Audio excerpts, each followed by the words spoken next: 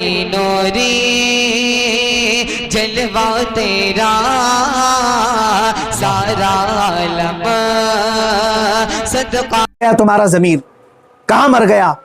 مسلمانوں میں اب آپ سے کہتا ہوں اس تاریخ کو میرے 3 ہی اعلان ہوں گے، مجھے پہنچنے دیا جائے، مجھے پہنچنے دیا جائے۔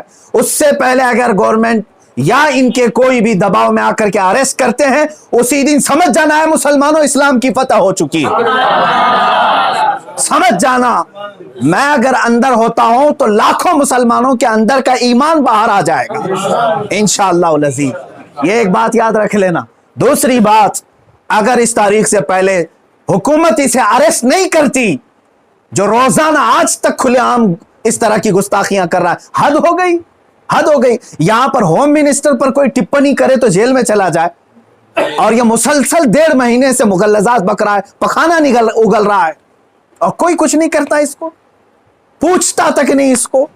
اور اگر اس تاریخ تک یا تو اسے اریسٹ کرے، یا تو پھر اس تاریخ کو پورے ہندوستان بھر کے مسلمان کوئی بھی اپنے گھر میں نہیں بیٹھے گا انشاءاللہ۔ میری اس بات پر لبیک کہتے ہیں آپ سن لیں، اس لیے کہ اب یہاں پر ہماری زمین جائیداد کا مسئلہ نہیں ہے، یہ مت سمجھ لینا یا زمین مانگنے کے لیے آ رہے ہیں، حقوق مانگنے کے لیے آ رہے ہیں۔ ارے میاں اب تو ہمارے جڑ کی بات آ گئی ہے۔ اور مسلمانوں یاد رکھ لو، اگر تمہارا یہاں پر رسول پاک کی عزت سلامت نہیں ہے تو پھر تمہارا جینا بھی کسی کام کا نہیں ہے۔ اب یہ چاہتے ہیں نا ہم باہر نکلیں گے تو وائلنس ہو جائے گا، فلاں ہو جائے گا، ہم یہ نہیں چاہتے فساد ہو جائے، اسی لیے تو بار بار گہار لگا رہے ہیں حکومت کو، بار بار کہہ رہے ہیں فساد کی جڑ کو اندر کرو، اسے بھونکنے سے روکو، نہیں سن رہی ہے۔ اور اس سے بھی آپ سمجھ جانا ہے مسلمانوں، حکومت کی منشا یہی ہے کہ آپ یہ پورے ہندوستان میں فساد کرانا چاہتے ہیں، پورے ہندوستان کو جلانا چاہتے ہیں، ورنہ ایسے پاکھنڈیوں کو کھلے عام نہیں چھوڑتے، یہ پوری کی پوری پلاننگ کے ساتھ کر رہے ہیں۔ اس لیے اے مسلمانوں، آج تمہارے امتحان کا وقت ہے، آج تمہارے امتحان کا وقت ہے۔ آج اگر تم اپنے گھروں میں چوڑیاں پہن کر کے بیٹھے رہے، یاد رکھ لینا بعد میں آنے والی نسلیں تمہارے منہ پر تھوکیں گی، تمہارے قبروں پر اینٹ پتھر ماریں گی، اس لیے کہ یہ نبی کا غدار ہے، رسول پاک پر بھونکنے والے کو بھی یہ پوچھ نہیں سکا۔ تمہاری نسلیں بعد میں تمہیں یاد کریں گی اس طرح سے۔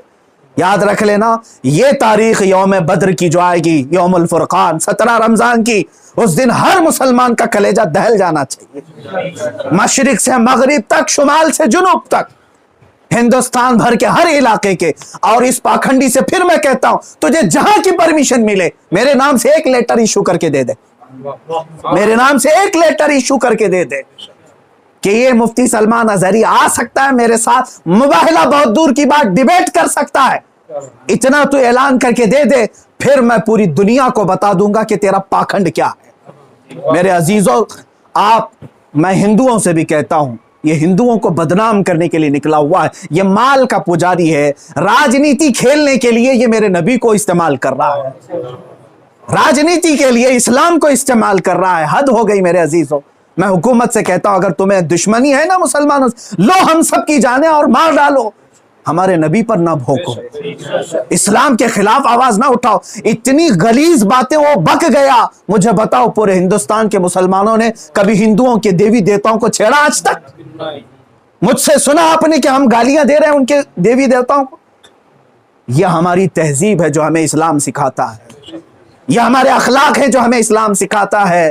اس کا زہر دیکھ کر کے پتا چلتا ہے کہ اس کا کوئی دین اور دھرم نہیں ہے، دھرم میں رہنے والا ایسی زہر نہیں اگلتا۔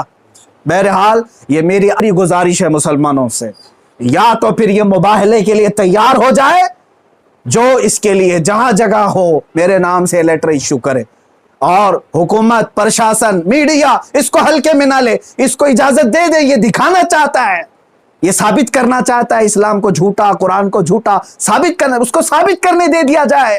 اگر وہ ثابت کیا، اور اگر نہیں ثابت کر سکا تو پھر یاد رکھ لینا، صبح قیامت تک تمہیں پہچانا جائے گا، صبح قیامت تک تمہیں پہچانا جائے گا۔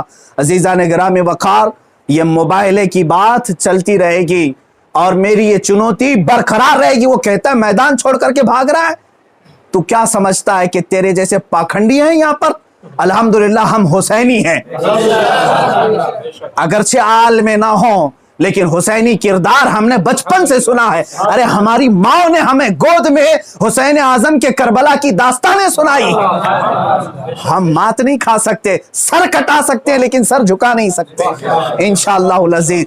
ऐ मुसलमानों, अपने जज्बों को बेदार रखो। कोई ये कहता है अगर कि ये जज्बात को भड़का रहे हैं, उससे सिर्फ ये कह देना जज्बात का नाम ही जिंदगी है।